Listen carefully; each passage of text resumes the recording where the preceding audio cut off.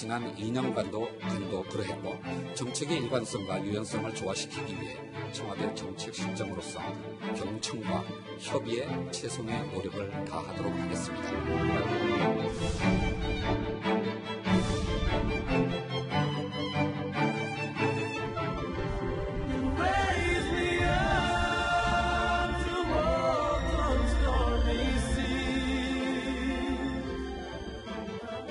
특히 서울중앙지검장으로서 탁월한 지도력과 개혁 의지로 국정농단과 적폐청산 수사를 성공적으로 이끌어 신임 김상조 대통령 비서실 정책실장은 공정경제 구현에 크게 이바지었습니다.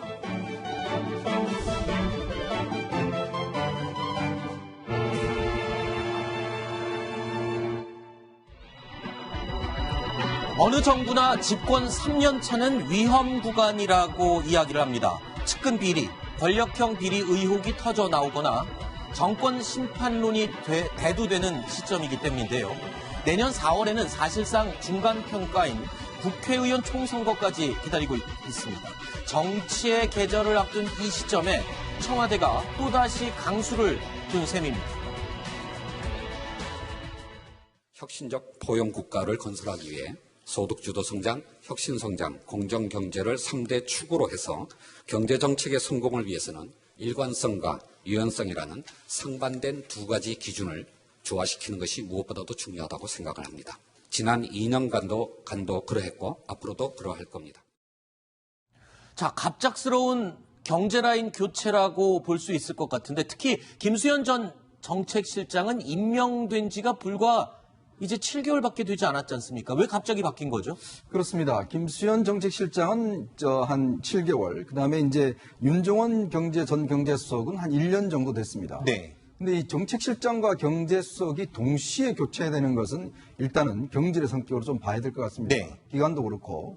근데 왜 갑자기 이제 경질됐을까라는 문제인데, 사실은 이제 문재인 대통령이 지난달만 하더라도 KBS 대담 등을 통해서 우리 경제는 성공의 길로 가고 있다. 지표가 나쁘지 그렇죠. 않다. 그리고 또 2분기 이후에는 좀 살아날 것이다. 이런 전망도 했는데 그 이후에 지금 하방 경고가 잇따라서 나오고 있다라고 경제수석이 이야기를 했고 각종 경제 수치가 지금 마이너스로 다 돌아섰습니다. 이제 그러다 보니까 이 과연 대통령에게 제대로 경제 문제를 조언하고 있는가 이런 데 대한 지적들이 꽤 많았죠.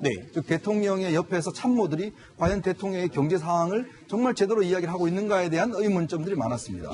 그래서 한간에는 이제 정책실장과 경제수석이 교체된다는 이야기가 꽤 많았습니다. 그런데 오늘 갑작스럽게 발표가 된 것은 아무래도 지금 현재 경제 상황이 굉장히 엄중하다라는 것일 수가 있고 또 하나의 어떤 정책 의미로는 사실 최근에 북한에 넘어온 목선 문제가 굉장히 좀 논란이 되고 있죠. 그렇죠.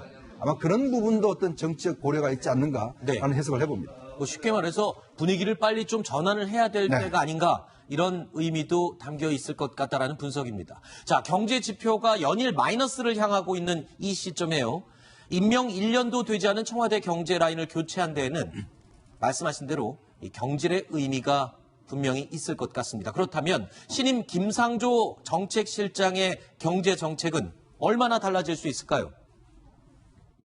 어찌되었든 1, 4분기 성장률이 그렇게 실망스러운 결과가 나온 거에 대해서는 굉장히 엄중하게 생각을 하고 있다. 공정경제뿐만 아니라 혁신성장도 중요하고 그걸 위해서 노력도 하고 있고 더 나아가서 그런 변화된 환경에서 우리의 경제 패러다임을 바꾸기 위한 노력 그거를 소득주도 성장이라고 표현을 하고 있습니다만 이런 여러 가지 어떤 정책적 노력들을 결합해서 함께 나가려고 노력하고 있습니다. 자, 어쨌든 정권 초기부터 계속 논란이 되고 있는 소득주도 성장에 대해서는 그대로 밀고 나간다라는 그 뜻인 거잖아요. 그렇습니다. 이 문재인 정부의 경제정책 3대 원칙이 있지 않습니까? 소득주도 성장, 공정경제, 그다음에 이제 세 번째가 혁신성장인데 김상조 위원장이 공정거래위원장 출신 아닙니까? 그러니까 소득주도 성장의 기조는 유지하되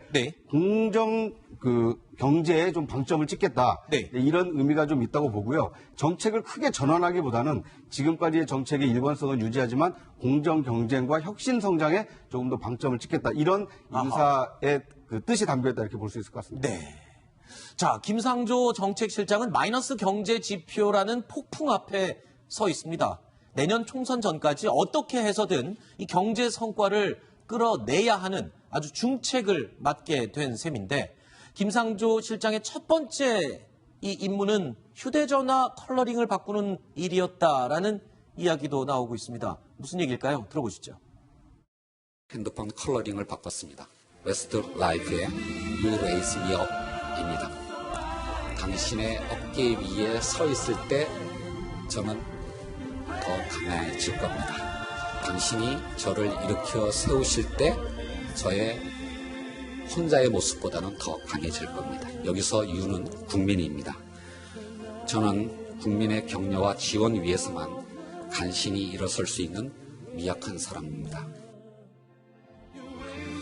자, 그러고 보니까요, 양재열 변호사님, 문재인 정부의 주요 국면 때마다 김상조 지금 실장은요, 휴대전화 컬러링을 바꾸면서 뭔가 메시지를 전달했습니다. 특히 이 노래 같은 경우에는 You Raise Me Up. 그러니까 U가 국민이라고 얘기했으니까 국민들에게 무언가 힘을 주기를 바라는 그런 메시지 전달인가요? 그런 상황인 거죠. 이제 김상조 위원장 굉장히 이제 학자 출신이지만 강경하고 고든 모습만, 추상 같은 모습만 있는 줄 알았더니 네. 이런 모습이 좀 있었고 사실 네. 좀 알려진 사실이죠. 3개월마다 한 번씩 바꾸는데 네. 중요한 일이 있었을 땐 메시지를 좀 담아서 바꿔왔다. 네. 처음 공정거래위원장 취임할 때는 비지스의 홀로데이 이게 지강한 사건으로 널리 알려졌다. 그랬죠. 그랬으니까 유전무죄 무전유죄라는 좀 불공정성을 대변할 수 있는 그런 음악이었었던 거고 그다음에 이제 후면에 나온 것처럼 베르사유 궁전이라는 게 혁명을 얘기하는 거지만 이게 혁명이 아닌 진화의 방식을 썼으면 좋겠다라는 의미.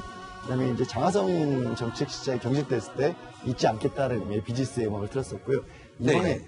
이제 올라서면서 저 정책실장을 맡으면서 네. 나를 이렇게 세운다는 게 국민들도 같이 해줘야 네. 내가 설 수 있고 또 이 현재 어려운 경제도 같이 이렇게 세우자 이런 뜻을 네. 담았다고 합니다. 국민들 입장에서 보면 청와대 정책실장이 뭐 좀 해주길 바라고 있는데 오히려 신임 정책실장이 국민들한테 뭐를 해달라고 그러니까 국민 입장에서는 좀 당황스러운 부분도 없지 않아 있을 것 같아요. 네. 그러니까 저는 처음에 You Raise Me Up으로 바꿨다고 하길래 네. 그때 유가 임사권자인 문재인 대통령 아닐까.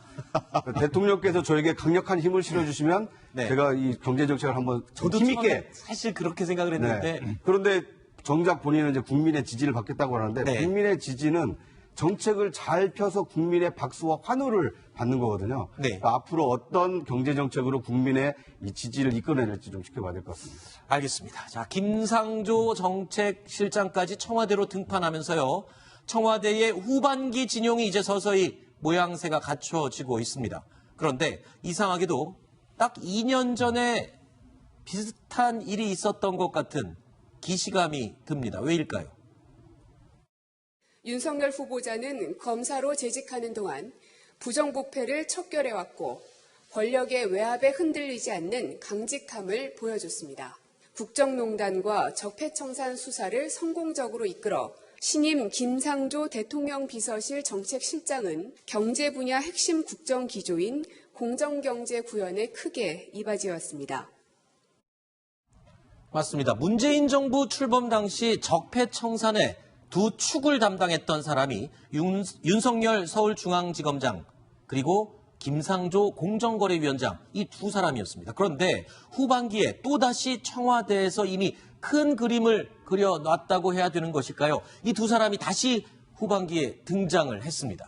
참 문재인 정부 인사를 보면 뒤에 직책만 바뀌었지 사람들은 끊임없이 도돌이표로 그냥 돌아가는 것 같아요. 네. 역할만 바뀐 것 같은데 지금 사실은 어떤 면에서 보면 이번에 뭐 경제를 좀 살리겠다고 하는 그런 이제 인사였다고 보여지는데 그렇지만 시장의 반응은 그렇게 좋지가 않습니다. 특히 이제 윤석열 지검장을 이제 검찰총장 후보자로 내세운 것 자체는 결국 적폐청산을 계속해 나가겠다라는 이제 의지. 그렇죠. 그다음에 김상조 지금 정책실장의 임명은 결국 이제 공정경제라는 게 뭐냐면 결국 기업들을 계속 어떤 면에서 보면 좀 규제하겠다는 그런 입장 같아요. 공정거래위원장으로 왔을 때 대기업들이 벌벌 떨었죠. 그렇죠. 최근에 그 김상조 위원장이 이제 이해진 네이버 창업자와 논쟁을 벌인 게 있습니다. 네. 이해진 창업자가 좀 기업들이 자유롭게 좀 할 수 있도록 좀 뭔가 규제를 좀 풀어달라라고 네. 이야기를 하니까 김상조 위원장은 뭐라고 했냐면 아니 사회적 기여를 지금 해야지 기업이 왜 그런 소리를 하냐고 굉장히 논쟁이 붙었어요. 아하. 그러니까 김상조 지금 정책장의 기본적인 생각은 기업들의 사회적 책임인데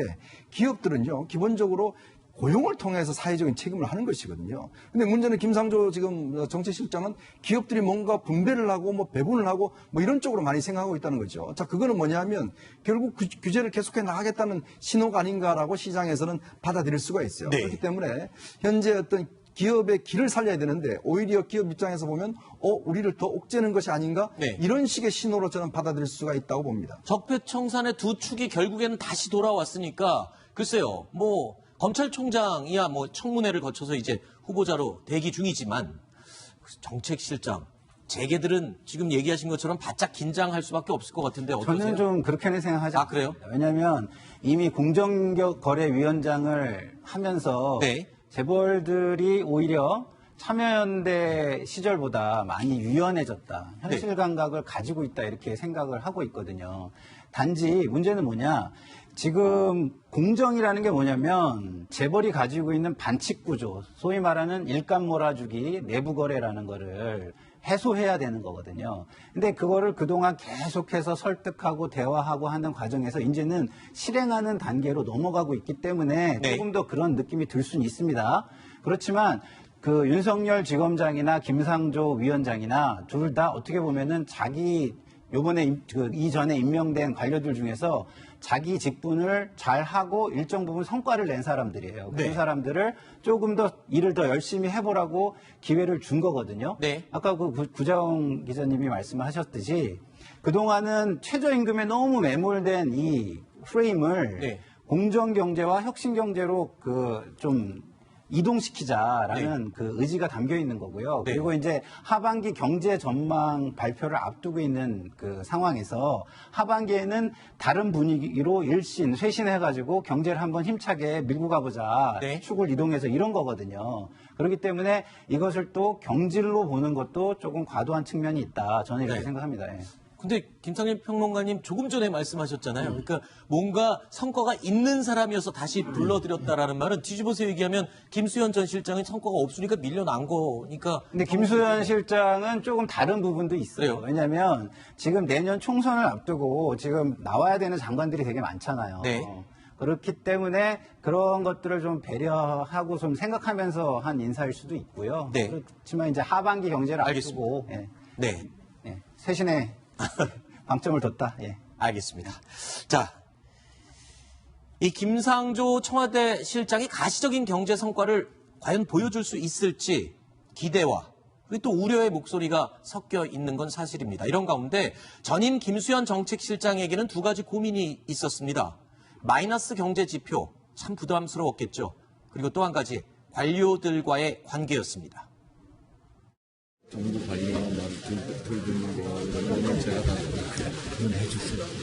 진짜 저도 이게 2년 단적으로 김영미 장관을 한다라는 것은 지들끼리 이상한 일을 많이 지금 버스 사태가 벌어진 것도 잠깐만 틀리는 거 엉뚱하더라고요. 자, 저 말 때문에 공직사회가 들썩들썩했습니다. 정책실장과 공무원의 관계, 저 때부터 아예 가시적으로 붉어지기 시작했죠. 불협화음이. 그런데 그러면 김상조 실장이 오면은 공직사회, 공무원들과 청와대 정책실과 뭔가 좀 가까워질 수 있을까요? 사실은 이제 지금 그 좀 전에 나왔던 김수현 실장 같은 경우는 이분이 이제 어떤 경제 전문가는 아닙니다. 네. 도시계획 전문가고 또 부동산 전문가거든요. 그런 면에 비춰본다면 그 어떤 기존의 기획재정부의 관료들 같은 경우는 상당히 좀 어떤 면에서 보면 좀 비주류라고 볼 수가 있는 것이죠. 네. 그렇다 보니까 거시경제라는 이런 측면에서는 굉장히 어긋나는 측면들이 있어서 그걸 윤종원 사실 이제 경제수석이 좀 커버를 해준 측면이 있는 거거든요. 이번에도 이호성 기재부 1차관을 이번에 이제 경제수석을 올린 것도 아마 이제 기재부 간부들을 기재부 어떤 관료들을 좀 컨트롤하기 위한 그런 포석은 있을 겁니다. 네. 저는 아마 역할 분담이 좀 있을 걸로 봐요. 왜냐하면 이제 지금 어떤 김상조 실장 같은 경우는 이제 경제 큰 틀과 방향성을 제시하는 중일 것이고 실제로 이제 경제 조율은 이제 경제수석이 하는 그런 차원으로 방향으로 갈 수가 있는데 문제는 아마 지금 이 시장을 보는 관점이 전혀 다릅니다. 사실은 이제 기업 입장에서 보면 좀 규제를 타파해서 그리고 좀 소득적 성장도 좀 수정을 해서 뭔가 기업의 활력을 세워야 되는데 지금 김상조 실장이나 이런 분들은 구조를 바꿔야 된다. 즉 어떤 재벌의 어떤 구조를 바꿔야 된다. 대통령도 마찬가지고 이런 어떤 빈부격차를 바꿔야 된다. 이런 식으로 가고 있기 때문에 서로 지금 포인트가 안 맞는 겁니다. 네. 자, 근데 과연 이런 것을 가지고 하반기 경제를 살릴 수 있을 것인가? 저는 상당히 의문점이고 네. 이번 어떤 인사도 결국 경제 활력 주기에는 굉장히 어려운 인사가 아닌가? 네. 저는 좀 비관적인 평가를 하고 싶습니다. 이제 시작하는 경제팀에게 이제 비관적인 그 전망을 하셨는데 네. 저는 조금 다른 관점에서 볼 수 있다고 봅니다. 이번 경제 2기 팀도 사실 시작할 땐 저희가 격려 많이 했습니다. 나는데. 네. 그런데 이제 김상조 정책실장은 우려도 있지만 이 기대를 할 수 있는 측면이 네. 지난 2년 동안 공정거래위원회라는 하나의 부처를 이끌어오면서 어떻게 공직사회와 어떻게 호흡을 맞춰야 실제 정책이 현실로 집행이 될 수 있는지 네. 그런 이 체감이 좀 돼 있기 때문에 네. 앞으로 이렇게 무리해서 추진한다기보다는 그러니까 과거 학자 시절에는 올바르다라는 어떤 당위론으로 얘기를 했다라면 아하. 이제는 좀 현실 감각 있는 정책으로 이 가다듬을 가능성도 좀 있기 때문에 네. 이제 김상조 위원장은 이 정책을 큰 정책을 가다듬는데 역할을 하고 이호승 그 경제수석의 경우에는 이 관료 출신 아닙니까? 네. 실제 청와대와 이 각 부처 간에 어떻게 업무 분장을 해서 이제 실제 성과를 낼 수 있느냐 이런 이제 가교 역할을 할 수 있기 때문에 뭐 이 팀이 앞으로 어떻게 할지는 좀 지켜봐야 되겠지만 네. 상당히 많은 고심 끝에 내놓은 팀이다 이렇게 볼 수 있을 것 같습니다. 네. 김상조 그 신임 실장의 그 대신해서 좀 제가 말씀을 드리면 그 유연성과 현실 감각이 굉장히 많이 돋보이는 그런 상황이었어요. 네. 공정거래위원장일 때. 그렇기 때문에 굉장히 그 소득주도 성장이라고 우리가 일컬어지는 최저임금은요. 제가 볼 때는 현실적으로 조정을 많이 할 거라고 저는 봅니다. 아, 그리고 김상조 실장 예, 때문에. 예. 우리 조선일보 인터뷰에도 실제로 그렇게 얘기를 했죠. 네. 이렇게 해서는 안 된다고 강하게 비판을 했었고요. 그 관료의 자리에 고위직 관료의 자리에 있으면서도 그렇게 이야기한 사람이니까 네. 그거는 이제 생각을 가지고 있고요. 그러나 이제 단기적으로는 그런 식으로 조정을 하겠지만 중장기적으로는 우리나라 경제 구조를 바꿔야 된다는 확실한 또 방향성을 가지고 계신 분이에요. 아까도 네. 제가 얘기했지만 우리나라 경제 구조가 수출 대기업 위주인데 수출 대기업 위주는요. 국민이 기본적으로 희생을 하면서 대기업을 밀어주는 구조입니다. 우리 다 알고 있지 않습니까? 네. 근데 그거를 어떻게 또 바꿔놨냐면 1차 협력업체, 2차 협력업체, 3차 협력업체 이래가지고서 네. 단가를 다 아는 시장을 없애버리는 독점구조, 과점구조로 바꿔놨어요. 근데 이거를 바꾸지 않으면 중장기적으로는 우리나라 경제가 경쟁력이 없습니다. 그래서 중장기적으로는 이 부분을 네. 방향성을 확실하게 견지하실 거라고 저는 생각합니다. 알겠습니다. 자, 청와대는 오늘 이 경제 라인 교체가 경질의 의미는 아니다라고 해명을 했습니다. 더불어 김수현 전 정책실장과 윤종원 전 경제수석의 향후 거취에 대해서는 정해진 것이 없다라면서 선을 그었습니다. 다시 말하면 또 다른 자리로 돌아올 수도 있다. 뭐 이 말이 되는 건가요? 그렇습니다. 이게 내용상으로 보면 경질이 분명한데 네. 그런데 경질했다라고 하면 어떻게 됩니까? 네. 인사권자가 사람을 잘못 쓴 꼴이 되지 않습니까? 아하. 그러니까 결국 이제 그 책임이 대통령에게 돌아가기 때문에 아마 이제 쇄신 인사다라고 이제 얘기를 할 것 같고요. 네. 또 김수현 정책실장이나 아니면 그 윤종원 그 경제수석의 경우에는 앞으로 있을 개각이라든지 어떤 이제 개편에 아마 새롭게 좀 등장할 가능성이 높지 않나 이런 이 전망을 해봅니다. 한때 요직에 있었다가 나갔는데 결국에는 다시 돌아왔던 사람들이 대표적으로 지금 저희가 이렇게 정리를 했는데 그래서 아까 잠깐 회전문 돌고 돈다라는 말씀 언급하셨죠. 사실은 인사의 가장 중요한 신상필벌입니다. 네. 즉 잘하면 또 올려주고 못하면 책임을 지우는 것이거든요. 근데 문재인 정부는 신상필벌보다는 이념이 맞으면 그냥 끝까지 기용을 하는 거예요. 네. 그렇지 않으면 이제 빨리 잘라버리고 이런 식의 인사를 계속하면 지금 뭐 새로운 인물이 하나도 없지 않습니까?